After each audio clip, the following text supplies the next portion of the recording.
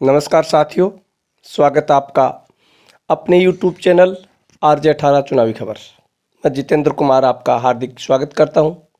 आज हम अपने इस वीडियो में सीकर लोकसभा सीट का जो चुनावी समीकरण है उनके बारे में हम चर्चा करेंगे कि यहाँ पर कौन सी पार्टी मजबूत है।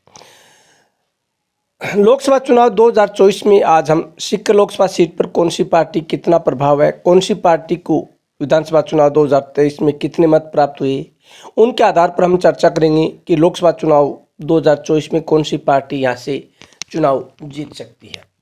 यानी 2023 के विधानसभा चुनाव के मद्देनजर रखते हुए हम आज अपने इस वीडियो में लोकसभा चुनाव 2024 के बारे में चर्चा करेंगे।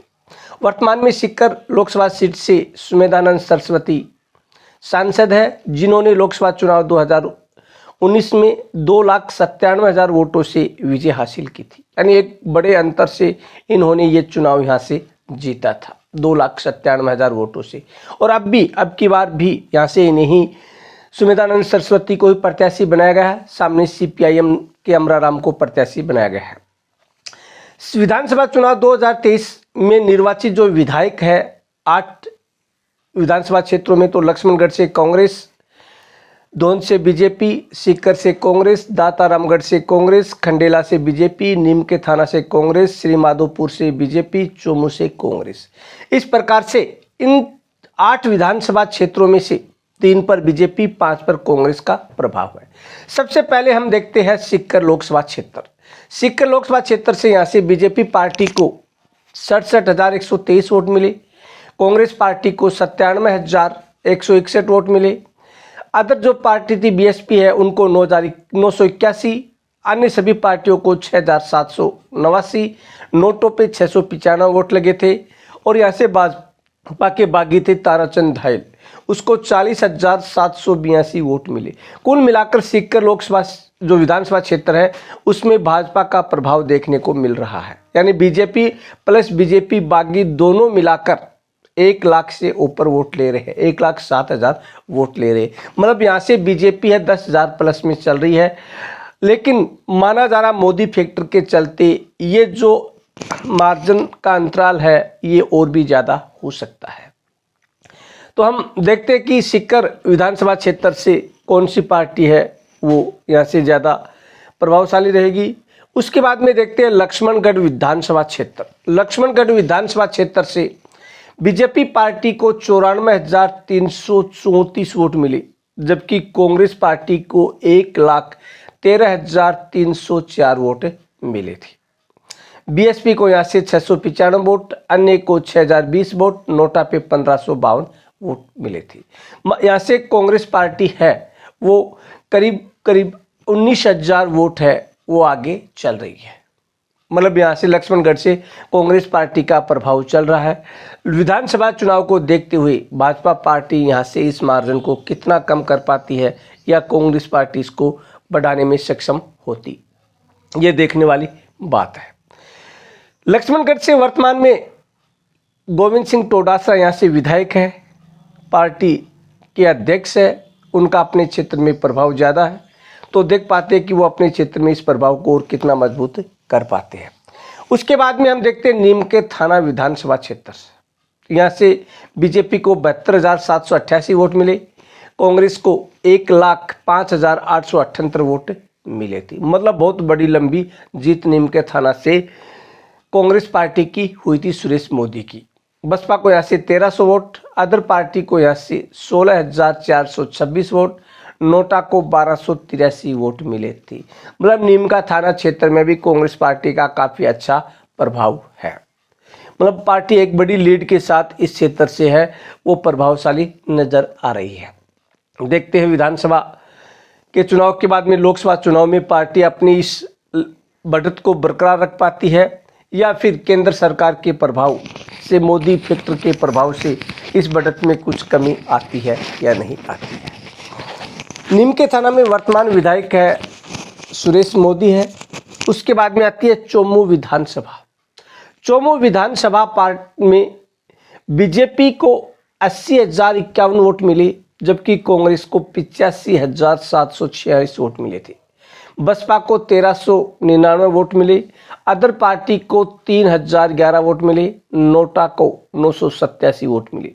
यहाँ पर तीसरे नंबर पे आरएलपी रही थी 42,369 वोट।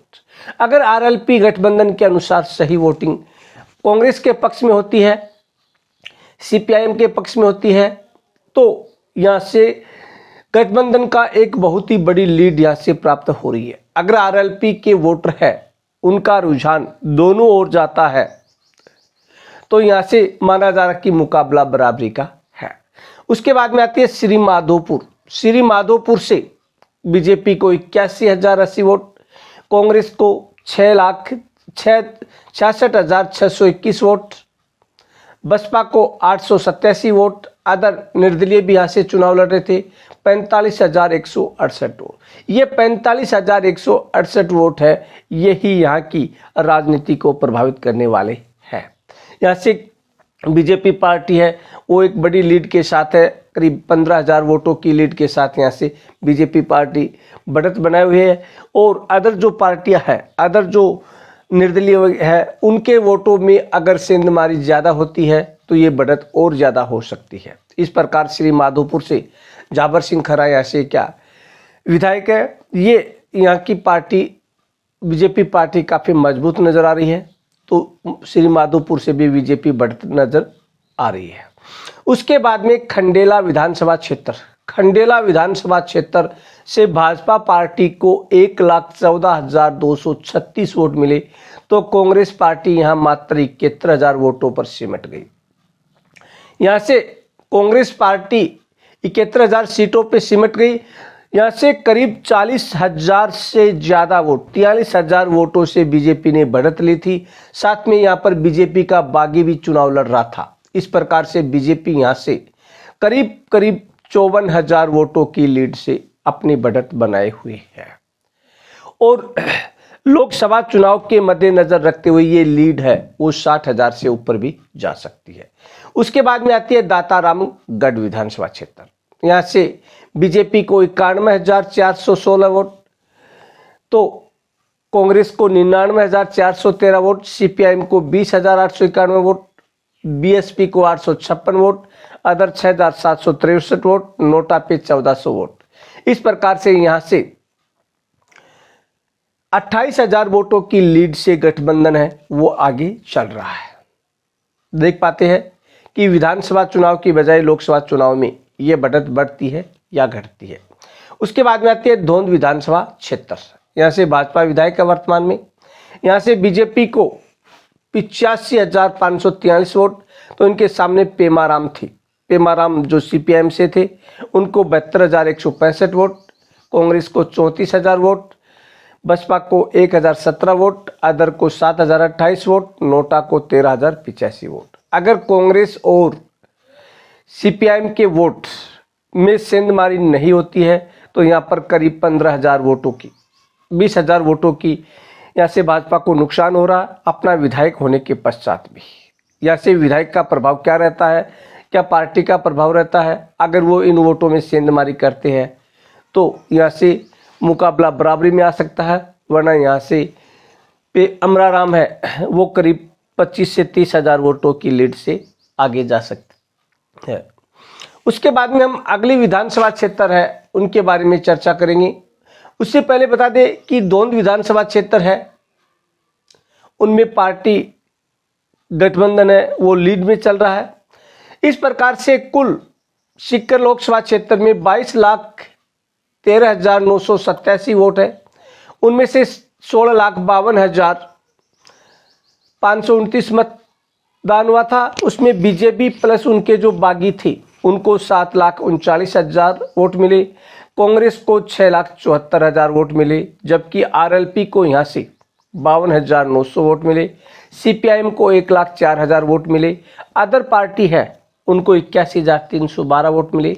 इस प्रकार से मुकाबला है वो कड़ा माना जा रहा है, नज़दीकी मुकाबला है, क्योंकि कांग्रेस, सीपीआईएम और आरएलपी मिलाकर इस क्षेत्र में अपनी लीड को काफ़ी ज़्यादा ले जाते हैं, लाख वोटों से ज़्यादा ले जाते हैं, तो माना जा रहा है कि अमराराम की राह आसान है। लेकिन मोदी प्रभाव के चलते हुए इन राहों पर क्या है, प्रश्नवाचक चिन्ह भी लग सकता है, क्योंकि अगर यहाँ पर 81,000 वोट है, उन 81,000 वोटों का साथ में बीएसपी के 7,000 वोट है, मिलाकर 90,000 वोटों का काफ़ी ज़्यादा प्रभाव रहेगा।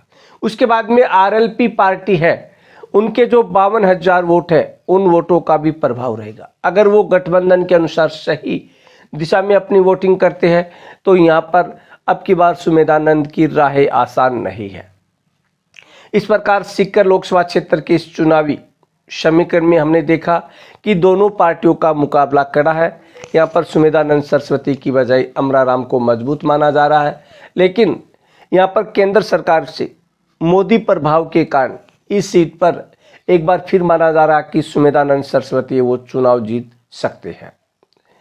अगर आपने अभी तक हमारे चैनल RJ18 चुनावी खबर को सब्सक्राइब नहीं किया है तो चैनल को सब्सक्राइब करें, वीडियो को ज़्यादा से ज़्यादा लाइक करें, शेयर करें तथा कमेंट करके आप ये ज़रूर बताइए कि आपके सीकर लोकसभा क्षेत्र में प्रत्येक विधानसभा क्षेत्र से कौन सी पार्टी वो मजबूत दिखाई दे रही है। आप अपनी विधानसभा क्षेत्र का नाम जरूर लिखिए और ये बताइए कि वहाँ पर से कौन सी पार्टी है वो मजबूत है। लोकसभा क्षेत्र में कौन सी पार्टी अपना प्रभाव है वो ज़्यादा जमा पाएगी, सुमेधानंद सरस्वती अपनी जीत की हैट्रिक लगा पाएंगे या अमराराम उनको पछाड़ पाएंगे। इसी के साथ जय हिंद, जय भारत, वंदे मातरम।